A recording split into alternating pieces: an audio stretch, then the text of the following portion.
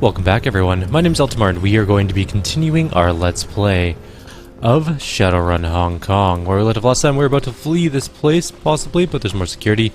The guards are talking amongst themselves, excitedly as you arrive. Then they're instantly alert, exchanging nervous glances. Their leader speaks up, addressing them all with confidence addressing them with all the confidence he can muster. We're the last line of defense, and we're going to hold them here, do you understand? The guards are clearly frightened, but appear ready to follow his orders. You can see his confidence rising at the reactions. Stop where you are, runner. Drop your weapons or open fire. We just took down your whole security network and cut our way through your best squad. You sure this is how you want to play this? The guard looks to his coworkers and nods to you. Nope, this is definitely not how we want to play this. Let's just pretend that we never saw each other, okay? He takes the finger off the trigger and begins lowering his weapon.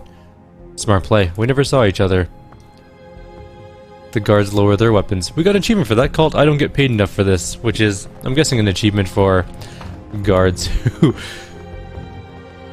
don't want to die to a Shadowrunner who just killed all their friends. Makes sense to me. We do have Raymond Black with us. Alarms blare as you hustle Raymond from the special project section of Prosperity Tower, but you encounter no resistance. Raymond unsteadily gropes his way through the corridors of the corporate headquarters, holding onto your elbow for support. Occasionally the old man fingers the gauze dressing on his head with his free hand, wincing when he touches a tender patch. Tense minutes pass between the time you exit the building and enter the MTR station. The team remains on high alert, scanning the streets and buildings for signs of Sang security forces until, like a stream of cockroaches, you scuttle underground into the cool safety of the mass transit tunnels. You pay the fare, grab Raymond, and make your way to the subway platform. The sound of the old man's ragged breathing loudly rushing past your ear. Seconds tick slowly while you wait for the subway train to arrive. Alright, well that was not too bad actually. That last fight was kind of rough though. There was a lot of enemies. More than I anticipated.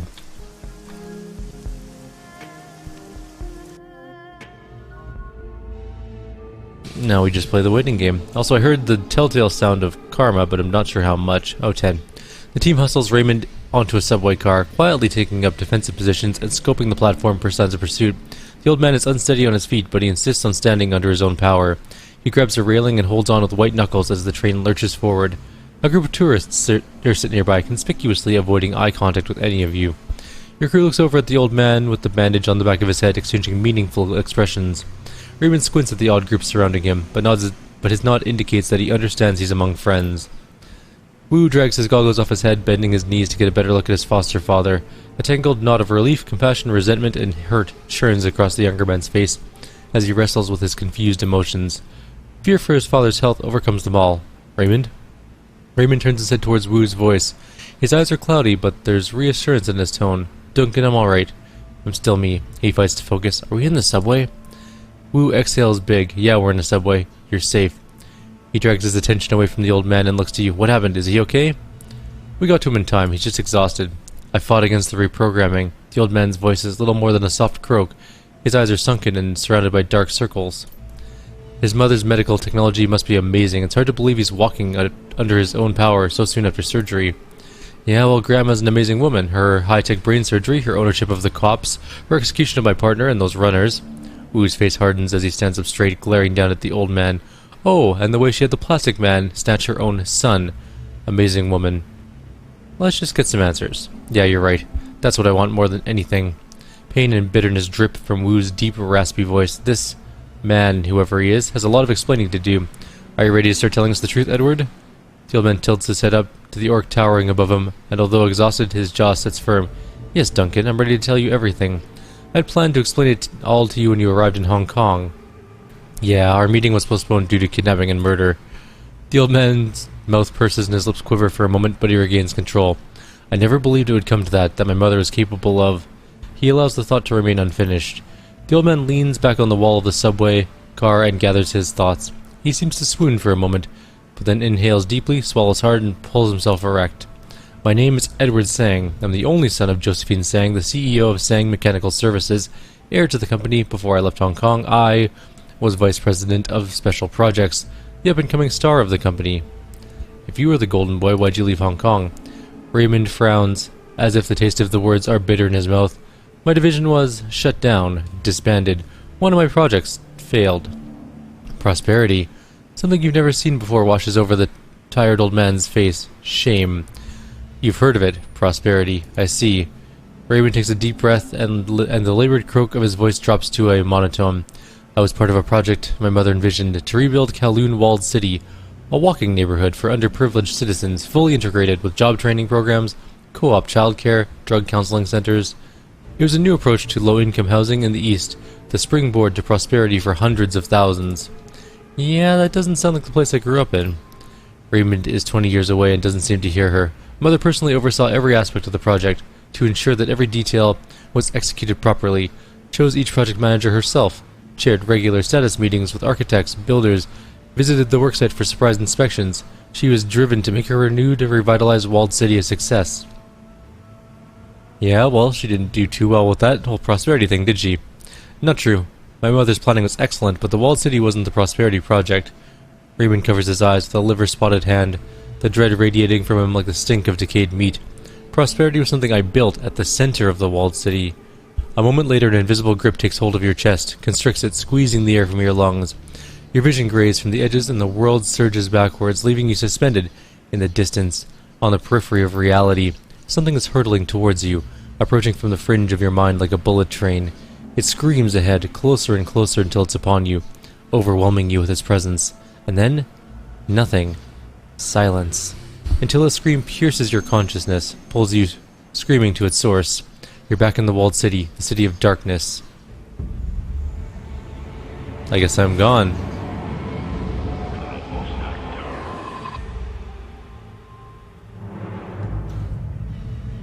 Ah, the tall woman. She is looking terrifying. I'm going to go ahead and guess that's the end boss of the game, probably. Your mind wrenches, inverts, and then violently jerks back into your skull. Your stomach cramps hard and the taste of bile burns down your throat. A thin trickle of cold sweat slides down the small of your back and your eyes refuse to focus. Your crew fares no better. Gobbet pulls herself from the floor, madness and folly squeaking worriedly in the folds of her clothing. Isabel grips her railing, her back to the group retching silently. Rector leans against Koshi, his ashen face staring at the ceiling. He blinks rapidly, processing. Gaishu stands perfectly still in the center of the car, hands at his sides, face impassive. Wu breathes deeply, his hands on his knees. That wasn't a dream. He shakes his head like a lion's mane and spits on the floor. That was something else. Gobbet's breathing is shallow. She's covered in a thin sheen of sweat. It was a vision. I saw some sort of machine inside the walled city. Isabel turns, squinting in concentration. Her lips are white. It was churning something. It felt wrong. Impossible. I think it was ripping. I don't know. Reality. The orc girl shudders. It was ripping a hole in reality. Something is here, my friends. Something has arrived. I believe we have just fallen in over our heads. Wu straightens up, drawing the back of her wrist across his mouth. What the hell was that, Raymond? No answer. Wu spins to find Raymond cowering, his head in his hands, shuddering and weeping. She's here. Oh crap, who's here, Raymond? The Queen, with 1,000 teeth. Raymond rocks in place, hugging himself, staring past you at something only he can see. I left prosperity in there. I left prosperity in there. I left prosperity in there. Uh-oh, looks like Raymond's gone bye-bye. Shh, Gobbet. Isabel whispers her admonishment. Gently squeeze his shoulder. Edward, can you hear me? The old man's brow furrows at the name. Prefer Raymond. Raymond blinks his eyes open. His voice is weak, hesitant, disconnected somehow. Are we in the subway? The right corner of his mouth twitches noticeably. Why is he stuttering? He's not. I used to stutter, and this doesn't sound like a stutter to me. Something else is going on. Could be the visions, could be the aborted brain surgery, or some combination of the two. Something bad is happening. Began a long time ago, and I'm responsible. His eyes open wide. The Queen. Prosperity. The Queen with 1,000 teeth. Those dreams. Visions. They've been coming to you for a long time, haven't they? Oh yes, I've been plagued by the nightmares for a long time. Raymond's lips begin to tremble. They began years ago, sporadically at first, vague dreams wrapped tight with guilt, with shame. Raymond's eyes roll back in his head and he closes them tight, until this last year when the frequency began to increase.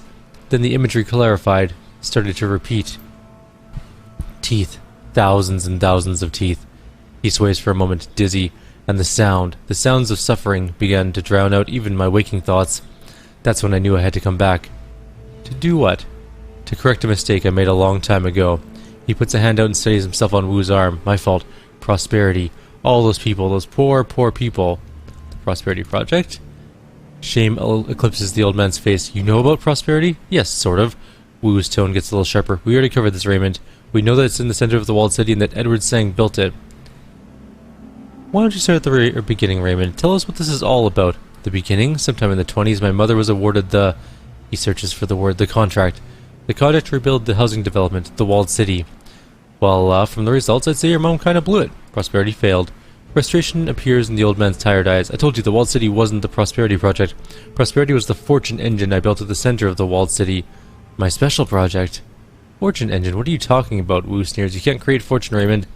You kinda can, Guncho. Some practitioners of feng shui believe that they can do it. Ever heard of the Bagua of 8 aspirations? No, Gobbet. I must have skipped school that day. Keep going, Gobbet. I want to hear this. Gobbet wrinkles her nose at Wu. It's feng shui. The masters of the craft can map the flow of ki and how it corresponds to different aspects of someone's life. Fame, relationships, creativity, inner knowledge, health, and fortune. 1, 2, 3, 5, 6. That's only 6. That's 6. I thought you said that there were 8 aspects. The little orc shrugs. I don't remember the other 2, but one of them was definitely fortune. She looks sidelong at Raymond. So what does your fortune engine do? The fortune engine was designed to improve the balance of ki in a negative ki environment. A negative ki environment? Somewhere shitty like a slum. Raymond corrects her. Like a low-income housing project. I believe that with the fortune engine, the rebuilt walled city might never become a slum. He drifts off for a moment, remembering.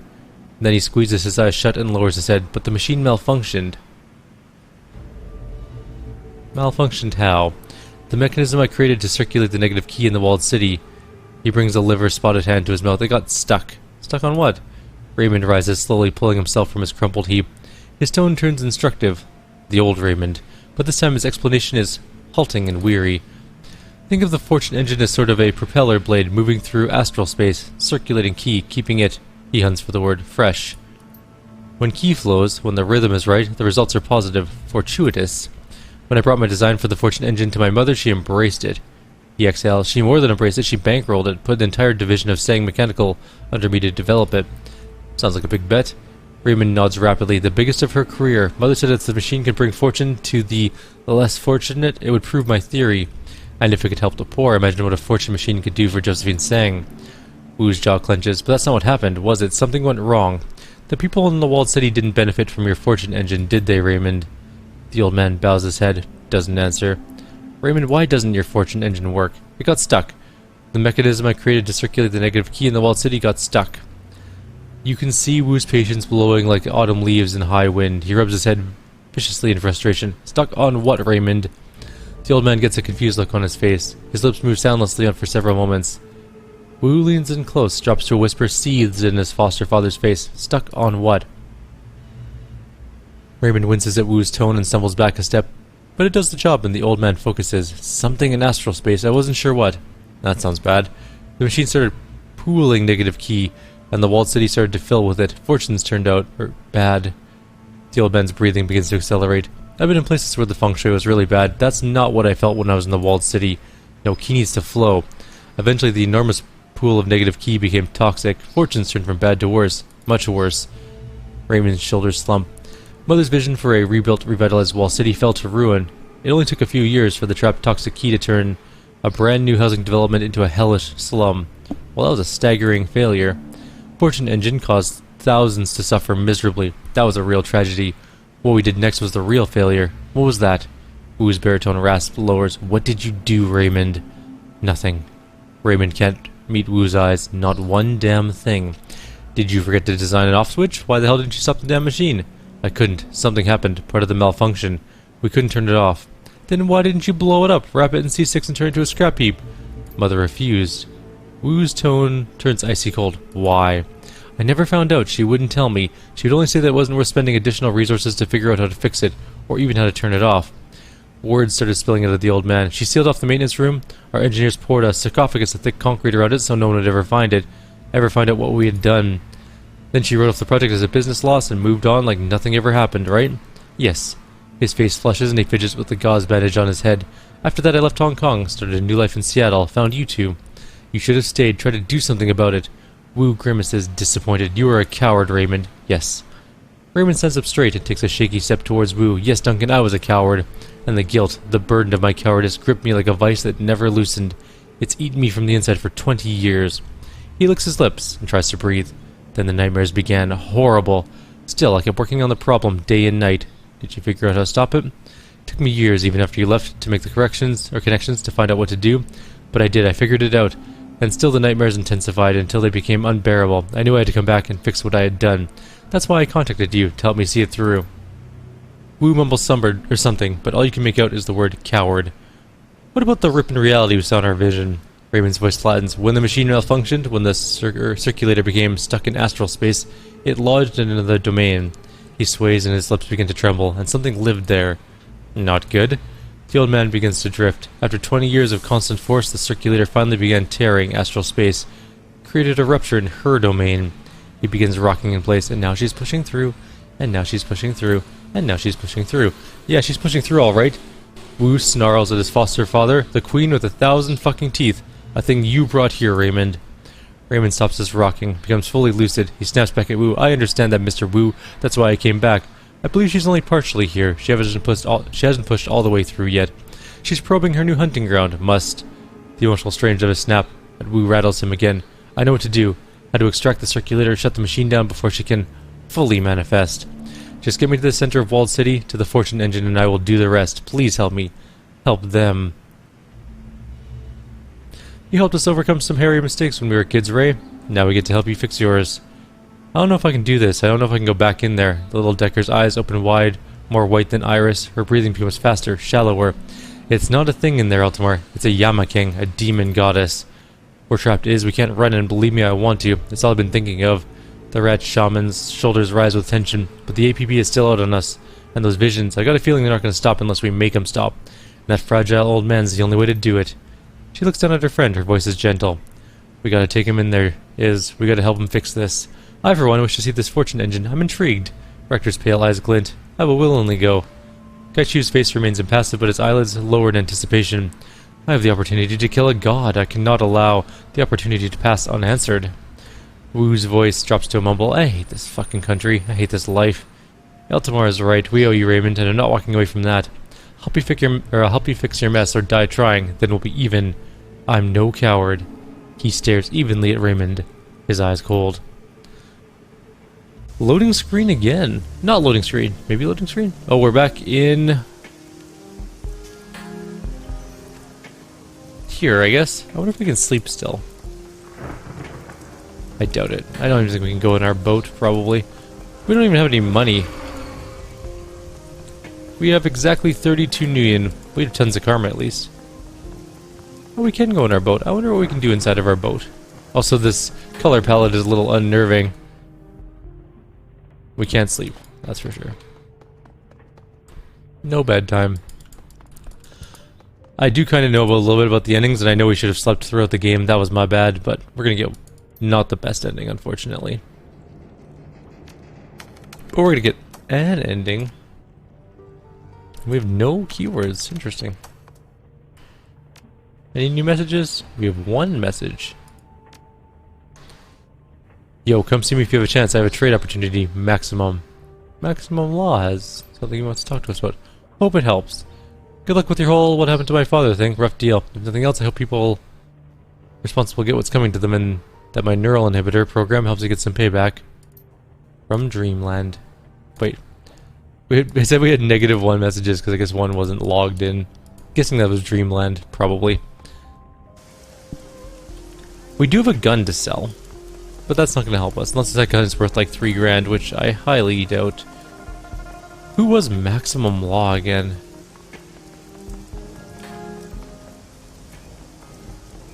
Was he the monk?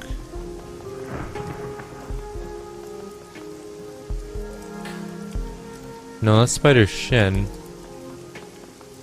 I don't remember who Maximum Law even was. Are you Maximum Law? Yes, that guy. Okay. What does he want? Maximum Law stands out in the rain, arms folded across his chest. His normal air of bravado and jitteriness has blown away like cobwebs. He exudes the aura of granite block or an anchor, a abandoned by its ship and about to be overwhelmed by the ocean. Sup? Give me the tech. No time to waste. Oh. Well, you said to come see me. Shouldn't you bunker up? No, I'm sick of people asking. He adjusts his lower jaw as VR goggles appear to be about to give up the ghost, but his feet are firmly planted. I'm not going anywhere. This is my boat and my barge. And my techno palace. I'm staying. Maximum law, don't rabbit, yo. He's here to stay. He raises his clenched fist and displays his fingers dramatically. Boom. What do you have for tech? What are your outfits, by the way? Oh, that's a cooler looking street operative one. Still the same 8 armor that we currently have, but... Later, you stupid melon. Takes one to know one. That was kind of useless. Alright, let's see what else we have to do. We have to talk to a triad member. Let's talk to this guy. Oh, that's Raymond. Of course. Raymond and Wu stand near each other in the rain, staring at the walled city, not talking. The old man looks at you, but wary but alert. You look like you have something on your mind, Mr. Sorn. I want to talk about your mother. I thought you might. I assume you think she's a reprehensible human being. She tried to reprogram your brain, not exactly candidate for Mother of the Year. Yes, she did. She's not the woman I remember raising me. Raymond avoids your eyes, searching the ground for nothing. Yeah, that's going around. I grew up thinking you were someone else. Of course, you saw the world, saw me through a child's eyes. How much do we actually learn about our parents before they die? Well, today I learned you're a genius who can create magical machines. We learned that you have a rich, powerful mother on the ruling council of Hong Kong who kidnapped you to reprogram your brain. And we learned the two of you are responsible for the suffering of thousands. Pretty big score from my perspective. Did I get everything, Eltimar? You left out that he accidentally let a demon god thing move into the neighborhood. Right, that. Was it greed, Raymond? Is that what was behind all of this? I wanted to help people. This was an accident. An accident your mother covered up. Yes, and allowed to fester for 20 years. Regardless of her motive, her sins are inexcusable. But that is my mother. I'm still compelled to stop that machine. Do whatever I can to send that creature back to wherever she came from, to make things right. That's just it. Wu wheels on Raymond and closes the gap between them. You can't make things right, Edward. You can't erase 20 years of misery and suffering. The best you can hope for is to remove the unnatural part of it. Allow that horrible slum to be horrible without toxic key or whatever you said. You're not going to push the make it all better button. So we can stop it from getting worse. We can stop her. Oh right, let's not forget that the thing at the end of this road is a demon goddess waiting for us. And I don't think that she's going to be too sweet on the idea of us closing the door on her. No, but I'll tell you one thing. I'm not going to be like him. I'm not going to run. Raymond cringes at that, screws his eyes shut, trying to ward it off. But then he's still for a moment and his jaw sets, and when he opens them again, his eyes are defiant, authoritative. I did what I did to help people, Mr. Wu, and when I couldn't help them anymore, I left, and I continued helping people in Seattle, in that teen center, in that slum I took you from. Or did you forget where you're from? Oh, I didn't forget, little man. How could I, with you reminding us of it every chance you get, how you saved a poor little Chinese boy. He lowers his head until it's inches from the old man's, after you ran from the thousands who looked just like him. My motivations for helping you aren't relative, Duncan. He points a pointing finger at Wu, runs it up and down the orc towering above him. Look at you, the results are what counts. Wu doesn't pull back. He leaves his face a hair's breadth from his foster father. I know, Edward. Your motivations for building that machine aren't relevant here either. Wu cocks a thumb at the walled city, at the throngs running from it in terror. The results are what counts. Stopping that fortune engine is what counts. You're right. He takes the scene unfolding around him with grim determination. We need to do what we can do. I guess it's time to go into the walled city. This is going to be very interesting. I'm actually looking forward to this. 5 people, all reeking of triad, huddled together next to your crew, muttering among themselves and pointing towards the towering slum. One of them notices you and pats another on the chest with the back of his hand. It's the man who's been guarding the walled city entrance since you moved in Hawaii.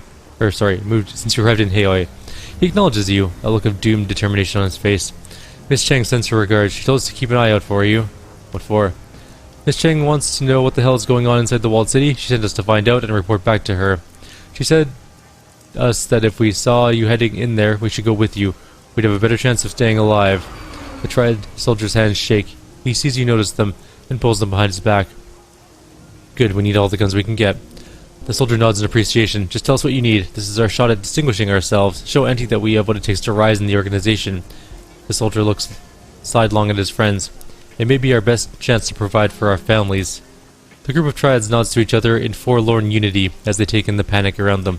The storm, the flood of people in the towering tenement, and something else, a wave of something emanating from within. Do you feel that? It's like the walled city's bad breath or something. She groans. It's disgusting. Gobbet holds her stomach. Madness and folly squeak their disapproval. I feel, unclean just looking at the place. Like life has no value or something. Like there's just no point to anything. That's the toxic key. And it is exactly the point. We need to get rid of it and fix it at the source if I can. Raymond stares at the walled city, taking it in for the first time. The breath hitches in his chest, but the old man grits his teeth in grim determination. The Fortune engine is located at the heart of the walled city. That's where I need to go. I'll drop a marker at the center of the walled city on everyone's PDA. Eltimar, we should be able to weave our way through it to the machine. Good, let's go. Wait a minute. You just want to rush in there? Don't we need some sort of, I don't know, plan? We can take advantage of the chaos. It may cover us. Or it may cover our approach in case someone is trying to stop us. We should split up. Keep Raymond back and out of harm's way. Look around, Gun Show. This whole place is in harm's way.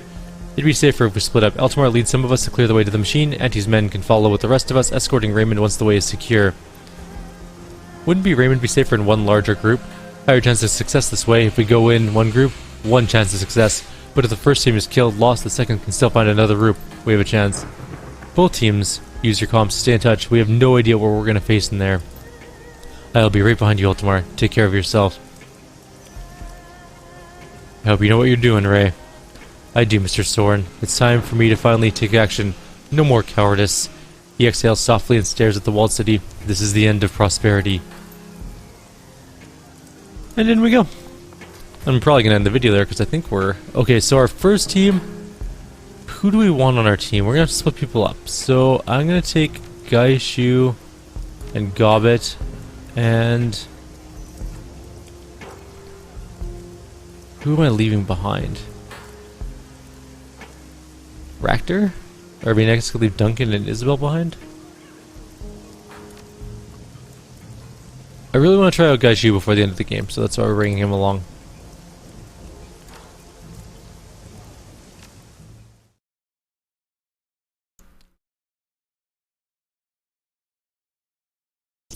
The typhoon pours down as the Triad soldiers fan out in front of you, leading the way into Kowloon walled city. Raymond shuffles along, alert and intent. Although exhausted by all that has gone on, he drives himself forward and will not accept help from anyone. Wu watches the windows and rooftops, his rifle never leaving his shoulder. He occasionally risks a glance at his foster father, concern, frustration, and anger playing over his face like a slideshow. The walled city is worse than your first visit. Even with the rain, you can feel something in the air. It's thicker now and clings to your skin like invisible filth. The miserable noises of a slum life are gone, replaced by something worse. The sounds of death, the sounds of fear. As you round a corner, the group stops before heading in deeper. We do have a gun, so that's at least something. We don't have full auto or anything, because we actually have some karma to spend. We should take a look at that. You have karma available. Yes, I would love to do my karma. That's what I was thinking. Alright, we have 16 karma. We could just, like... We could get 6 rifle skill. We can almost get up to full auto, but that's pointless. We should just get quickness. And ranged combat, I guess. Or what do we have for no, we don't need body. We definitely don't need charisma at this point, I don't think. So I think quickness and ranged combat are the way we're gonna go. We don't really need dodge.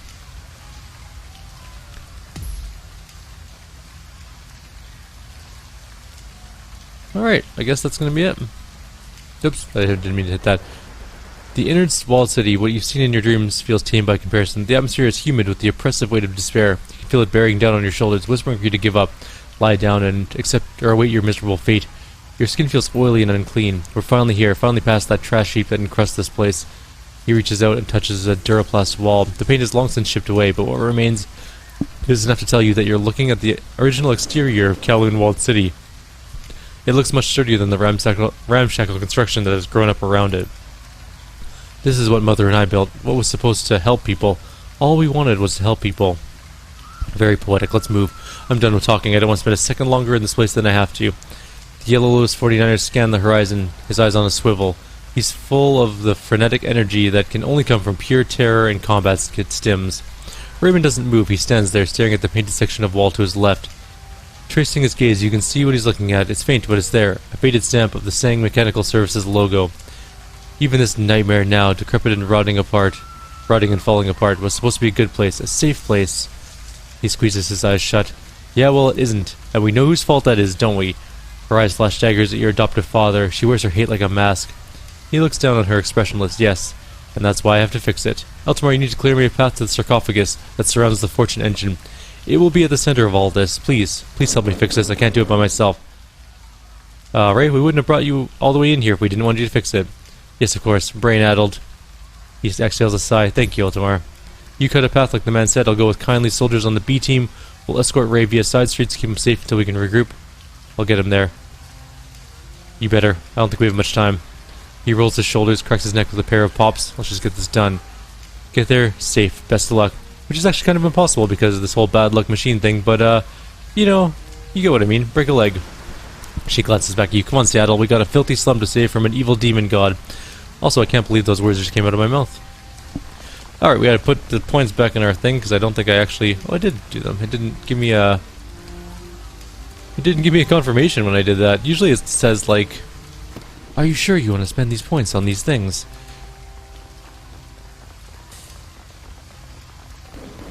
Stop right there, the Yellow Lotus says. A group of Yellow Lotus 49ers is holding this entrance. Their leader, a dumpy female elf with chipped teeth and a bouffant hairdo, stumbles towards you. You, drop your guns, get down on the floor! She shakes her head from side to side as if trying to clear it. A pair of bloodshot eyes roll out of their sockets without reason or purpose. Drop everything, or we'll gut you like pigs. Stand down, we're here with kindly Cheng. Cheng? Cheng? She gestures wildly with her rifle. A thin stream of blood traces its way from her left nostril down to her mouth. Her time is done. We have a new queen now. Screaming unintelligibly, she launches herself at you. Her cohort follows behind, swinging their weapons wildly and howling for blood. I'm actually going to end the video here. We're at 31 minutes, so in the next video we'll do this fight and continue on through the walled city. Like always, if you have any suggestions or comments, please leave them below. Otherwise, I'll see you all next time. Take care.